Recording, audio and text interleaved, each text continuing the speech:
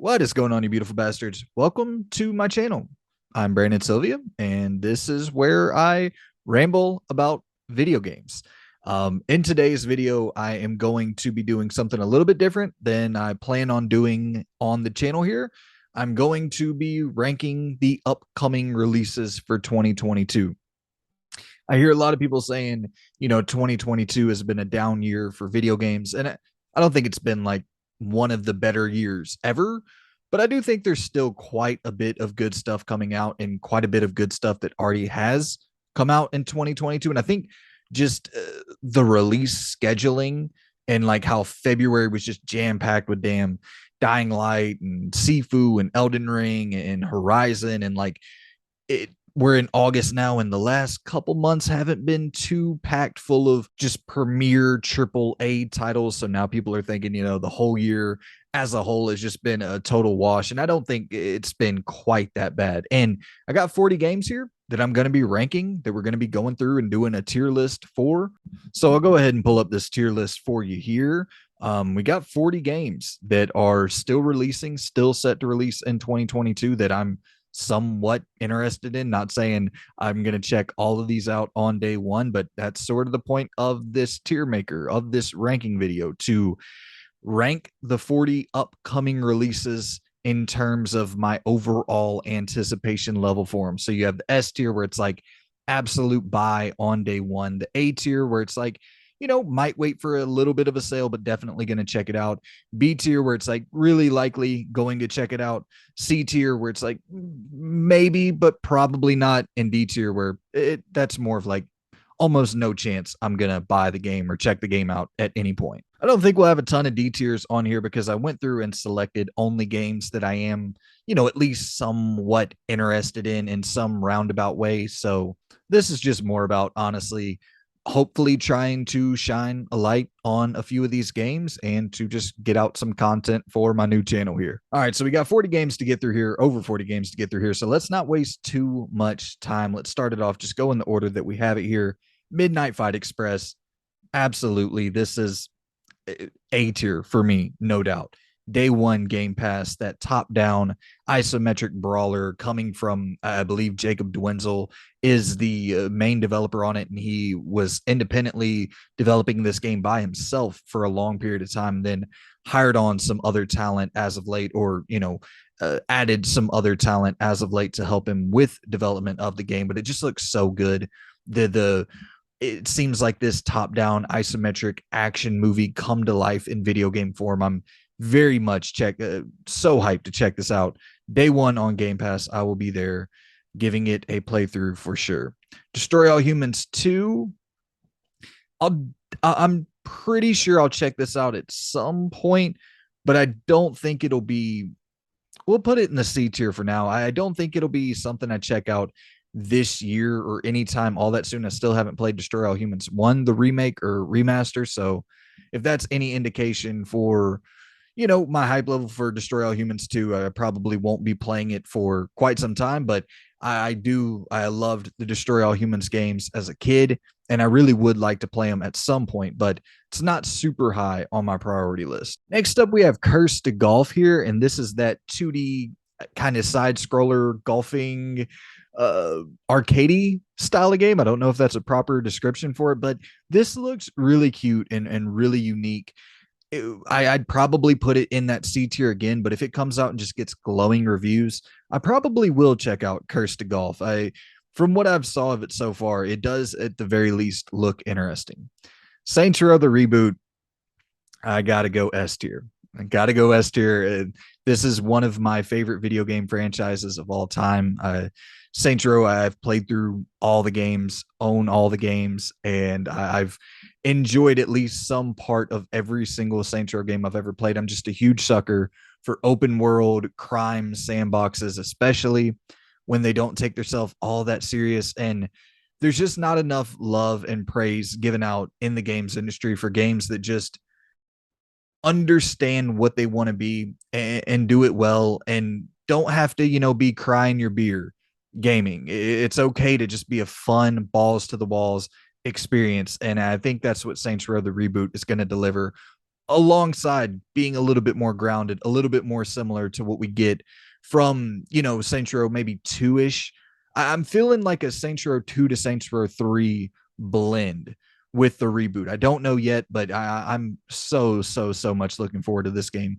I can't even lie. I know there's a lot of hate online, a lot of people, calling it woke or all this nonsense. It's just, I don't care about that shit. If the game is good, I'm gonna play the game. And from what we've seen so far, at least in my opinion, the game looks good. And at the very least, it looks very, very ambitious. So I'm there, gonna be checking out Saints Row day one for sure. Rollerdrome, another one that I'm very likely to be checking out. I don't know about day one. I'm gonna put it in the B tier. This is another one that's gonna depend a lot on the reviews and a lot on what people are saying and getting some like full gameplay breakdowns of it. I know, with Roll 7, their pedigree for the Ollie Ollie games. I'm assuming that will be that kind of lightning in a bottle will be captured here and hopefully expanded upon in some meaningful way with, the Max Payne slowdown feature and just that whole idea of Twisted Metal meets Tony Hawk meets Jet Set Radio Future. Like, there's a lot going for this game that makes it very compelling to me, and I do think I will be checking it out, but I would like to see a little bit more gameplay running in live time, some reviews and stuff like that first. Immortality, this is totally cut off the entire lettering here for the logo, but this is that FMV game. It's going to be coming to Game Pass on day one as well, coming from the creators of Her Story and Telling Lies. I believe, I forget the Sam Barlow, Jack Barlow, something like that. The developer for the game for Telling Lies, Her Story, and Immortality. I'm gonna go C on this one because if I had to buy it, I probably wouldn't buy it. But with it coming to Game Pass, I probably will check it out. But my hype level, it's not through the roof for Immortality, but I will be checking it out. And I'm always down for like a kind of missing person sort of mystery, which I believe is what Immortality is. Madden NFL 2023. I would like to say higher on this, but it's a D tier for me. I loved old school sports games, 2000s, mid early 2000s sports games were, I mean, that was my bread and butter. I loved them so much. Madden NFL 04, 05, 08, NFL 2K5, the East, the EA big NFL Street and NBA Street games. I have so much love for that era of sports games, but lately just not been doing a lot for me. And I don't think there's going to be any huge improvements to the franchise mode with Madden 23. If I'm wrong on that, let me know in the comments. But yeah, don't think so. Timesha, I think I might check this out. This is another one of those Souls inspired games, but supposedly it's trying to be a little bit more action oriented with the combat and faster and not so much focus on like the stamina meter. And it's trying to just blend like character action and Souls like. So I'm curious to see how that works out. I really love character action games. I don't so much love the methodical nature of the Souls games. So I'm curious to see what we get with Timesha. NBA 2K23. I'm going to go C tier on this as well. I thought NBA 2K22 was a huge step up from 21. I like I really like the fluidity in the dribbling animations. And once again, I play everything single player. So I'm sure the online multiplayer shit is a train wreck and people hate that, I'm sure. But for a single player, you got to give them props for consistently giving you like different draft classes to go and download. And I love going into the season modes and like redrafting the 2003 draft class and having Carmelo go to the Pistons and doing sort of this what if scenario and then playing that out in a franchise mode. I always find that so fun. Metal Hellsinger, getting to jump in to a game with this brand new soundtrack with Surge from System of a Down and Randy Blythe and Tatiana from Ginger and all these iconic metal vocalists singing over the tops of this brand new soundtrack. Absolutely. I'm so down for this. This is going to be a B tier. It's one of those rhythm shooter games where you're shooting to the rhythm of the beat on the screen. And Yeah, it just looks fun. It doesn't look like it's relying too much on the star power of these metal vocalists. It does seem like the first person shooting is actually solid as well. So yeah, I'll be checking that out for sure. The Last of Us Part Two.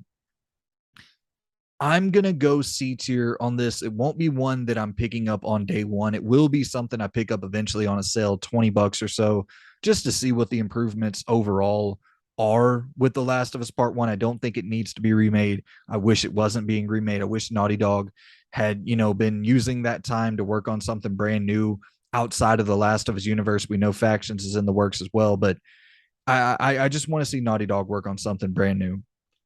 Steel Rising. I'm going with a B tier on this. I love Spiders. I loved Greedfall.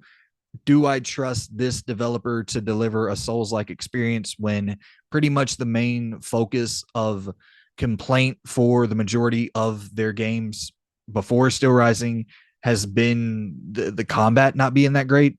And now they're going into Steel Rising with a totally combat focused game. I'm not all the way sold on the idea of that, but I do like the little grapple hook. I like the world building that they got going. I like the atmosphere, the porcelain dolls, and all this creepy shit. I dig that a lot, and I'm kind of a sucker for spiders at this point, just because of how much I really enjoyed Greedfall. Evil West. This is a damn A. Flying Wild Hog, developers of Shadow Warrior, and seeing that brought to a third person action game where it feels like maybe Dark Watch, but in third person. And this Wild West superhero, supernatural sort of fantasy. It just looks so cool and so gory. I'm absolutely there. Another one, Game Pass day one. Grounded, another one. Holy shit, we got one, two, three, four. Isn't Atomic Heart as well Game Pass day one? Jesus Christ. There's a lot of Game Pass day one, but Grounded, the 1.0 version finally going live. This will be a B tier for me, just to be able to play through this little person, big world, going up against these larger than life, gargantuan creatures, and actually having to the ability to do that in a story mode. Yeah, I'm so much sold on that. High on Life. I think I'm gonna go B tier for High on Life as well. What's his name? Justin Roiland, the co-creator of Rick and Morty and his new studio Squanch Games. And this is seeming to be their biggest step up in quality, like heading into that sort of high double A sphere into almost the triple A sphere, where with Trevor Saves the Universe, their game before High on Life, a little bit smaller scale. This seems to have some more open, not open world, but open levels with the anthropomorphic guns that are talking to you and just all this crazy shit going on. The humor seems to be on point. And another one, Game Pass day one. I'll be checking it out. Gotham Knights. You know what? I'm not gonna sit here and lie to you. It's an A tier for me. I loved Arkham Origins, and this being from WB, I just hope that they can nail the story here. I really worry about how the co-op is going to possibly negatively affect the overall story. I hope that's not the case, but I miss the Arkham flow, the Arkham combat system. I haven't played a game in a little while, a new release that has that Arkham flow and Arkham combat system. So I'm just craving to get back into that. I want to see how the vehicles work in this open world. Like, I'm gonna buy this game just out of sheer curiosity. So that alone, it has to be in the A tier. And just the Arkham games are some of my favorite games ever. I love that combat system so much. And a game without Batman, that's really compelling to me, just to see like swapping between these different characters and seeing the different moves they can pull off using the different gadgets. And like I said, the different vehicles to roam around these open worlds with side quests and shit. Like, I have to be honest, it's a A tier game for me, even despite the dialogue being a little bit less than stellar from what we've seen, and despite at times the combat looking a little bit less than stellar. And it's one I'm really torn on. But if I'm being honest about, am I going to be there day one buying it? It's absolutely no question. Just out of sheer curiosity, I'm going to be picking up Gotham Knights. A Plague Tale Requiem, S tier, baby. A Plague Tale Innocence is, I would say, a top 5, top 10 greatest video game stories in the history of great video game stories. It's absolutely superb. It's just remarkable what they're able to do, and the emotions that they're able to capture with these characters, and then convey those emotions back to the player in a way that incorporates gameplay into the storytelling, and it's giving you agency over what's going on in this world, and it's making you really feel these horrible decisions that you're having to make as Amicia. It's so powerful in what it's able to do with its storytelling. I often think a lot of those games that are quote unquote the adventure games, walking simulators, whatever you want to call them, which I think A Plague Tale, in a sense, is a little bit more of a stealth game with adventure elements and adventure narrative elements. But I don't know, maybe I'd go, it's more of somewhat in that walking sim adventure style of game with stealth elements. You could definitely make that argument. But regardless of all that, I think a lot of these adventure based games that really rely on storytelling, they can at times push the envelope with the storytelling and not provide really any meaningful gameplay experience, and think that the story is going to be so captivating that it gets them through and players are okay with the lack of gameplay. And oftentimes I find myself getting irritated by how long a game's being drawn out without any real significant gameplay or anything to really do in a lot of those quote unquote walking sims. But with A Plague Tale, in a sense, as little action as you're usually not engaging in huge high octane battles in A Plague Tale Innocence. But regardless of all that, the story is so captivating throughout that it really earns the ability to take its time, to be slow paced, and to say everything that the writers wanted you to hear. It really earns the right to tell that story at the pace that those developers wanted to tell it at. And it's just a remarkable achievement. All right, I'm going to speed up here because we still got quite a few games. We got Scorn. I would put this one in the B tier. Once again, talking about, I'm assuming this is going to be heavy on the walking sim elements and maybe light puzzle solving. I don't think there's going to be a ton of action in Scorn. We saw a little bit of combat, but I don't think that's going to be the main focus. But just the atmosphere and the total, the ambiance, and then the real kind of creepy, decaying environments with just the gore and the grotesque nature of it. Like, I'm there for just the weird twisted imagery with that game. Atomic Heart. I doubt this one will come out in 2022 with, being developed in Russia.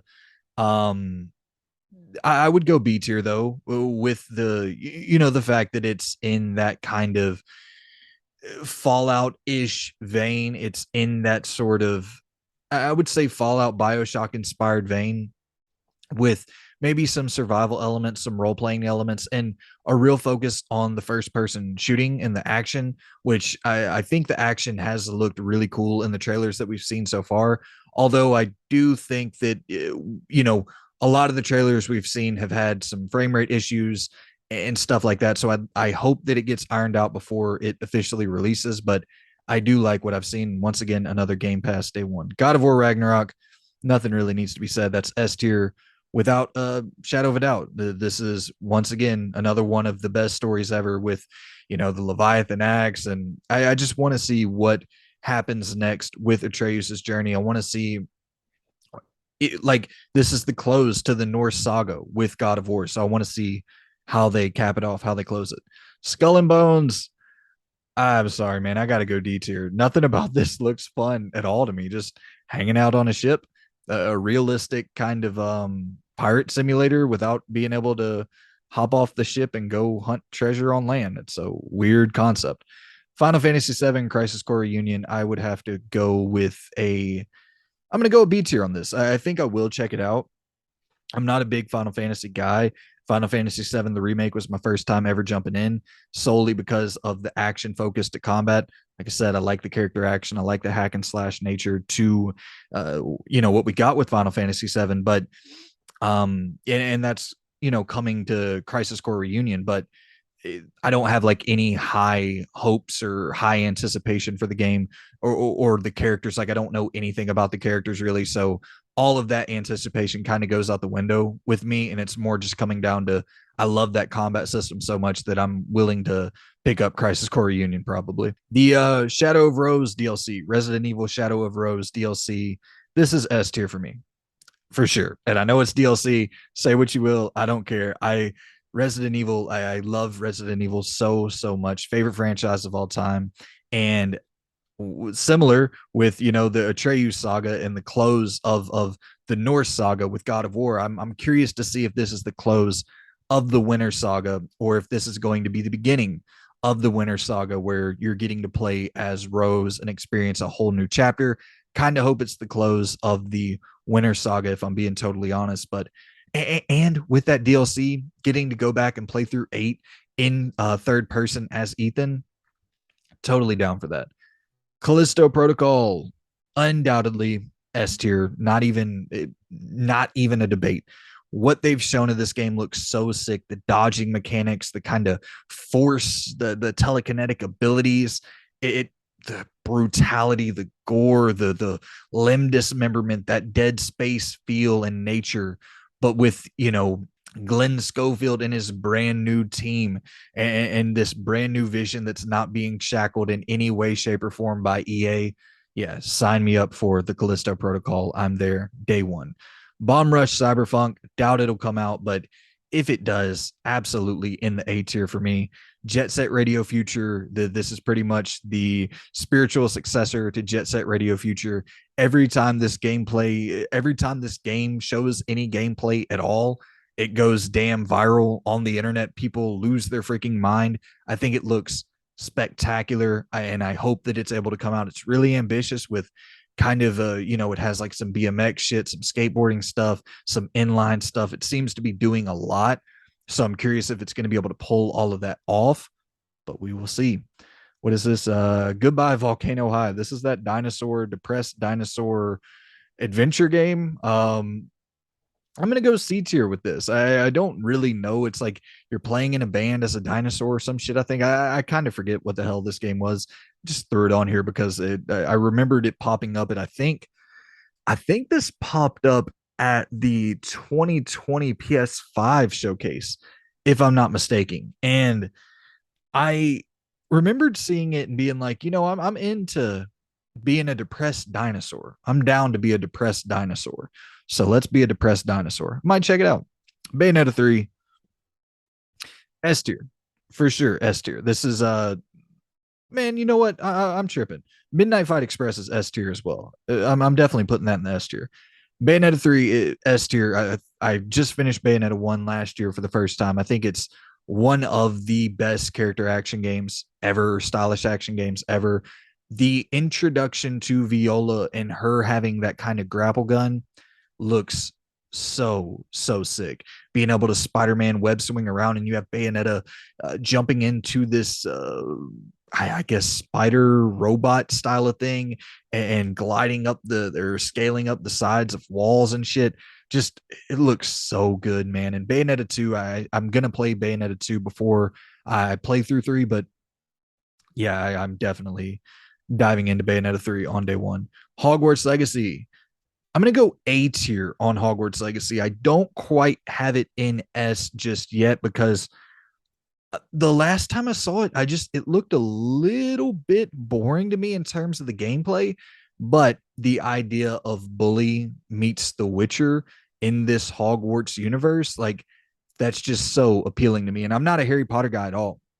I don't care about Harry Potter in the least, but I love, video games. I love role playing video games. I love The Witcher 3. I love Bully. And this seems to be like a real combination of that in some regards, where in Hogwarts, you're making these relationships, and then you're, in school and crafting your character to your liking, and then taking that character back out into the world and kind of picking your different styles of combat, I believe. And I'm assuming like getting to cast different spells and all these just cool little magical elements, that this could maybe be the thing that gets me into Harry Potter. I mean, I don't know. Usually I'm just kind of a video game guy. Like I just dive into the video games, like the video games. And I don't really care a lot about the other shit. Like I'm a big superhero video game fan, but I'm not like a huge diehard Marvel fan. Like I watch the movies and shit, but I'm not I'm not lined up for every comic book release or anything like that. But I'm a damn video game nerd. I like diving into all the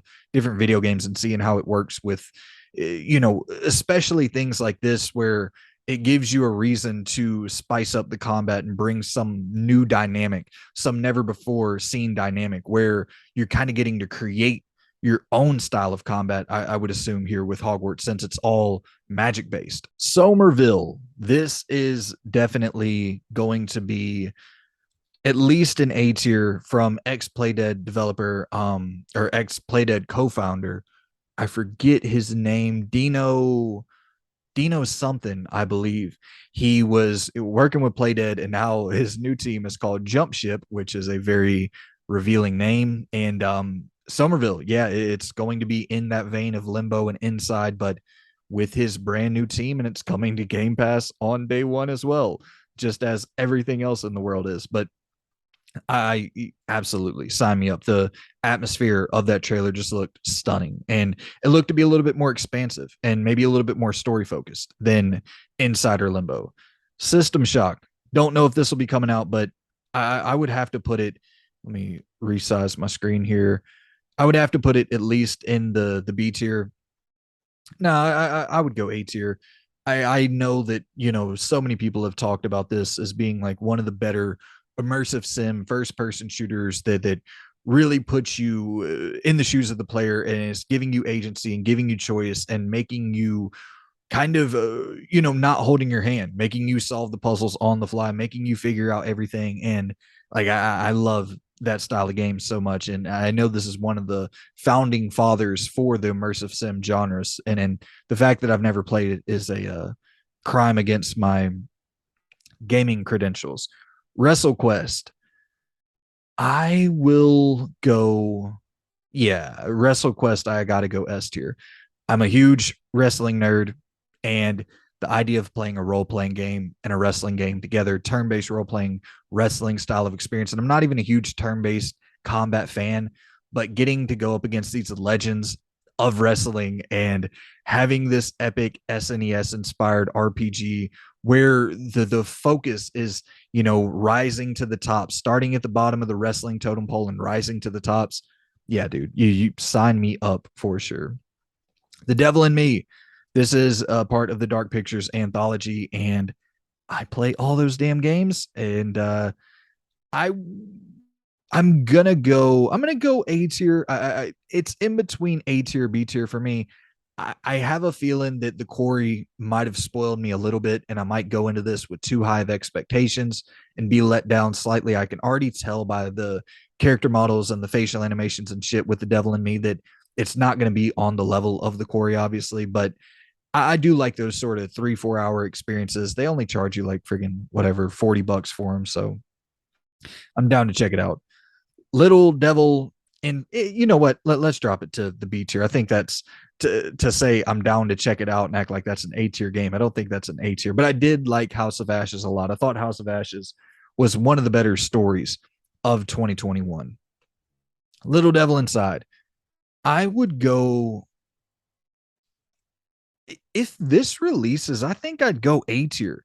This looks absolutely so insane and ambitious for an independent game where you as the player are doing so many different things.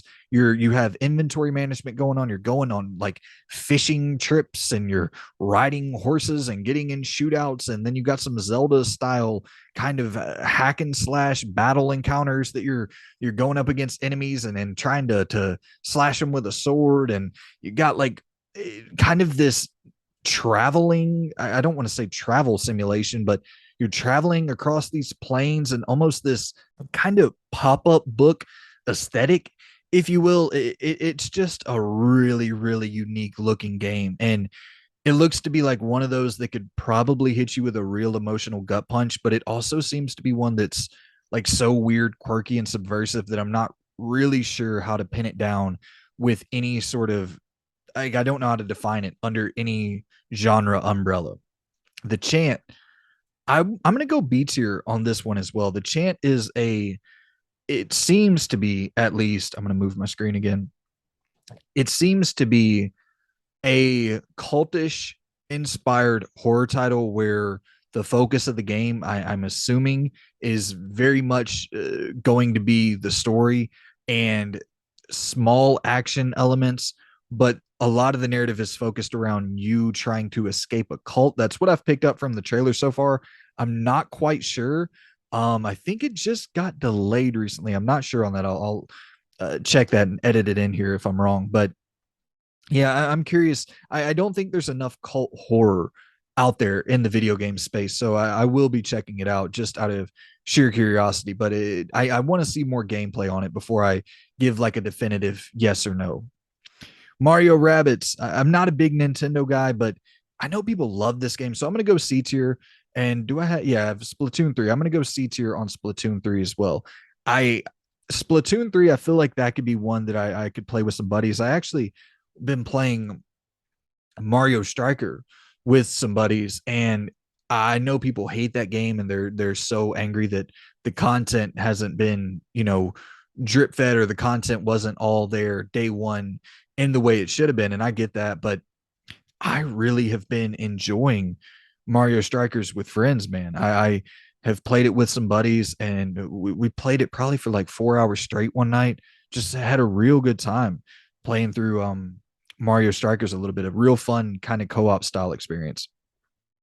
Couch co-op style experience.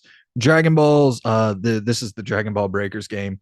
This is one that I'm gonna go C tier on it.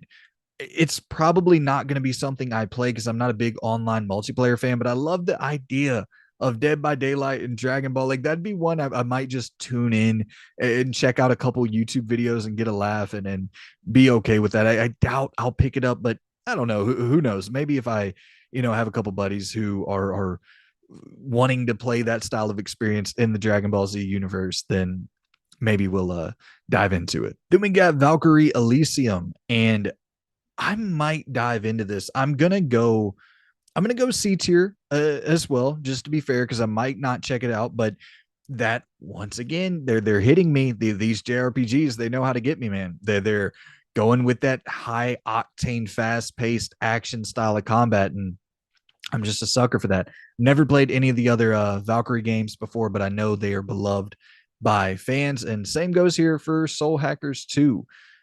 This isn't I don't believe this is coming to Game Pass on day one. No, it's coming to Xbox for the first time in a while. And Persona 5, I was going to include Persona 5 in here as well, just for the fact that it's coming to Game Pass. And I know people are really excited for that. But yeah, Soul Hackers 2, not really my thing, but I'll keep an eye on it, check out some reviews, see what we get. Turtles, the Cowabunga collection. I'm gonna go. I'm gonna go C tier once again as well. I think I'm going to end up picking it up just for Turtles in Time. That's really like the arcade was only around for maybe I would say 5 or so years. Like whenever I remember going to a bowling alley in my area growing up, and we only really had the arcade there for about 5 years before like the arcade machines started getting stripped out. But I remember playing the hell out of Turtles in Time and the X-Men arcade game. And I think I might pick up the damn Cowabunga collection just to play through Turtles in Time on my PS5 or Series X. Choo Choo, what is this? Choo Choo Charles. Yeah, this is the damn Thomas the Train horror game. I don't know. Once again, we're getting into some C tier stuff here. I'll check it out, see what reviews are saying about it. But yeah, C tier. Pentiment. This is A tier. Absolutely A tier. Coming from the mind of Josh Sawyer, one of the great video game developers, one of the all-time greats, Alpha Protocol, one of my favorite games of all time, but Pillars of Eternity, Fallout New Vegas. He's got a real damn catalog that he's been like a lead developer for on most, if not all, of the games that I just mentioned there. And he's really like his pedigree alone just has me excited to see what this is coming from his mind, something that he is just personally really passionate about, that Disco Elysium sort of inspiration to see what he can do in that style of writing, choice-based narrative game. Yeah, I'm totally on board with Pentiment here. So this is my ranking for 2022's most anticipated games. Some of the biggest, baddest games of 2022 still to come this year. This is my ranking for what we have left. I'm sure there's a ton of shit I missed out on, a ton of games that I didn't include in here, but yeah, I tried to include, some of the things that I'm personally a little bit more knowledgeable of and personally a little bit more interested in. So if I missed anything, let me know in the comments. But yeah, man, that's my ranking for 2022. Some of the biggest games still to come in 2022. I think we got a good year ahead of us. I mean, Saints Row, Plague Tale Requiem, God of War. I know maybe some people aren't as hyped for Shadows of Rose, but the Callisto Protocol, Bayonetta 3, Midnight Fight Express, WrestleQuest, Evil West, Gotham Knights, Hogwarts Legacy. I doubt that's going to come out, but maybe. Somerville, doubt that's going to come out, but maybe. System Shock, doubt that's going to come out, but maybe. Little Devil Inside, doubt that's going to come out, but maybe. Pentiment, that probably will come out in November, but we got some good shit to look forward to. And even if, like I said, Bomb Rush, Hogwarts, Somerville, System Shock, and Little Devil don't make 2022, I think we still got a pretty solid year. Is it on the level of 2018 or 2017 or 2010 or 11 or 2004 or 2001 or 1998? No, I would agree. Probably not, but still a damn good year. And it's always a good time to be excited about video games. So let me know what you were excited for down in the comments below. And yeah, I will definitely read through those and appreciate you all for watching this. And yeah, stay tuned for the next video. Appreciate you guys. See you soon. Goodbye.